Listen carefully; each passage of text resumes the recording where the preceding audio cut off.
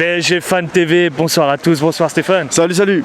Quel plaisir de te retrouver, surtout après une 5e victoire consécutive, malgré la trêve internationale qui a coupé quand même l'élan. Franchement. Qu'en as-tu pensé de ce match? Eh ben écoute, moi j'ai été content du match. C'est vrai? Ouais, alors on fait malgré un Nîmes et que ça a été un peu poussif, faut qu'on gagne 15-0 quand même à peu près à la 65e, un petit peu pour marquer le deuxième. Il y avait ça, et le fait qu'il soit à 10 aussi, on se disait on a envie qu'il marque le deuxième assez rapidement.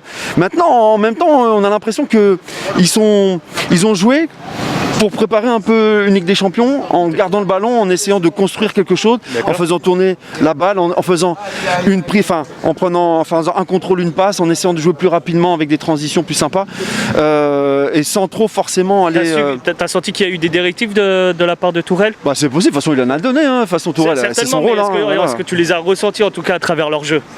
Ah, je pense, je pense. Après c'est vrai qu'on a une équipe aujourd'hui où tu as plein de joueurs qui n'ont jamais joué ensemble. C'est vrai, oui. Voilà, on a même deux recrues qui jouent, des nouvelles recrues qui jouent ensemble aujourd'hui, c'est leur premier match. Les gens doivent se fondre dans une équipe qu'ils ne connaissent pas encore.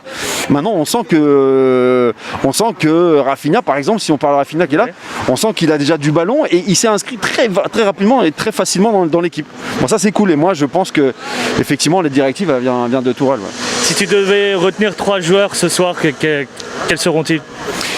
Ah là putain, c'est compliqué ta question. Que je sens que l'effectif était plutôt bon, je suis d'accord avec toi, je te suis là-dessus.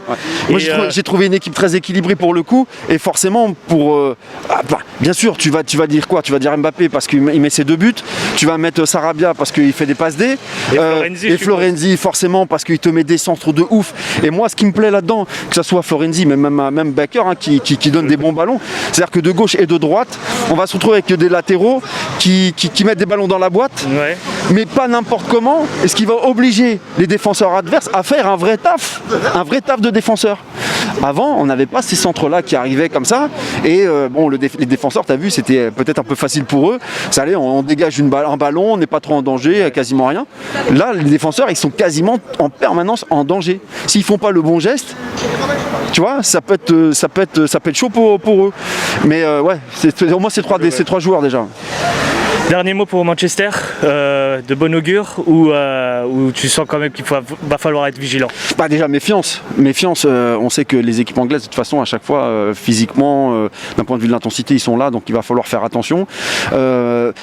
Deuxièmement, on a quand même quelques blessés aussi, et des joueurs non titulaires qui ne vont pas jouer. Maintenant, quand je vois un match qui est fait là assez sérieux, d'une façon sérieuse, je me dis forcément on est toujours là à soutenir notre équipe. Je pense qu'on peut avoir un bon résultat, et c'est ce que je souhaite en tout cas.